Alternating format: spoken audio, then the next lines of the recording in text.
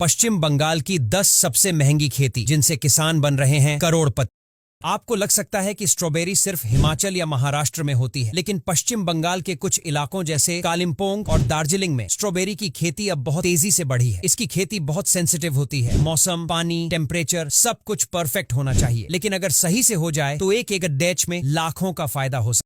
Black rice या काले धान की खेती पश्चिम बंगाल के नॉर्थ रीजन में बहुत तेजी से बारिश रही है। ये धान दिखने में काला और खाने में हल्का नट्टी फ्लेवर वाला होता है। इसका यूज हेल्थ डाइट, मिठाइयों और एक्सपोर्ट में किया जाता है। इसकी खेती के लिए क्लाइमेट और मिट्टी का बैलेंस बहुत जरूरी होता है और इस पर खर्च भी ज्यादा होता है। लेकिन जब इसका दाम सुनोगे तो लगेगा महंगी तो है लेकिन वर्थ ईट है।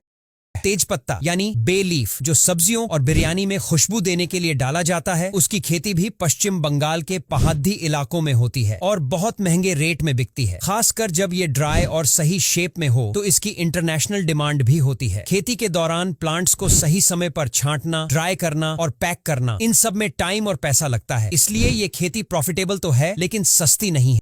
दक्षिण बंगाल के कुछ इलाकों में सुपारी की हाई डेंसिटी प्लांटेशन की जाती है। इसका मतलब होता है कि एक ही एरिया में ज्यादा से ज्यादा सुपारी के पौधे लगाए जाते हैं। इससे प्रोडक्शन काफी बढ़ जाता है, लेकिन साथ ही देखभाल भी दोगुनी हो जाती है। इस तरह की खेती में मॉडर्न टेक्निक जैसे ड्रिप इरिगेशन, मल्चिंग और सॉइल मैनेजमेंट का इस्तेमाल किया जाता है। इसकी वजह से इन्वेस्टमेंट भी काफी ज्यादा होती है, लेकिन मार्केट में सुपारी की डिमांड लगातार बनी रहती है। कोलकाता के आसपास और हुगली बेल्ट में हाइब्रिड फूल गोभी की खेती एक प्रीमियम लेवल की खेती मानी जाती है। ये फूल गोभी दिखने में एकदम वाइट, टाइट और फ्रेश होती है, जो हाई क्लास होटल्स और मेट्रो सिटीज में बहुत डिमांड में रहती है। इसकी फसल जल्दी तैयार हो जाती है, लेकिन इसके बीज, खाद और देखभाल में जो खर्च आता है वो इसे आम खेती से अलग बना देता है।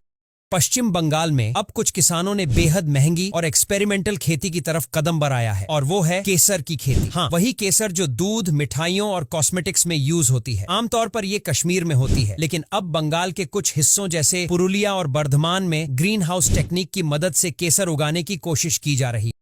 दार्जिलिंग और कालिम्पोंग जैसे पहाड़ी इलाकों में ऑर्गेनिक अदरक की खेती बहुत हाई वैल्यू वाली मानी जाती है। खास बात यह है कि यहाँ की मिट्टी और मौसम अदरक के लिए परफेक्ट है। लेकिन ऑर्गेनिक खेती का मतलब है बिना केमिकल्स के, जिससे मेहनत और समय दोनों ज्यादा लगता है। इसके बावजूद इसका रेट लोकल मार्केट से लेकर इंटरनेशनल मार्केट तक हाई रहता है।